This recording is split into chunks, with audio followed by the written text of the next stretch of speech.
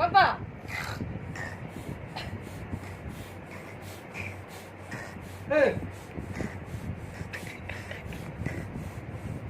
দেখ আমাকে আবার দেখে উপরে দেখেন এদিকে দেখি কর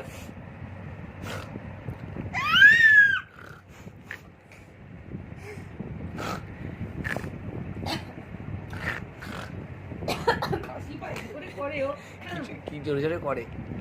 আমি এই যে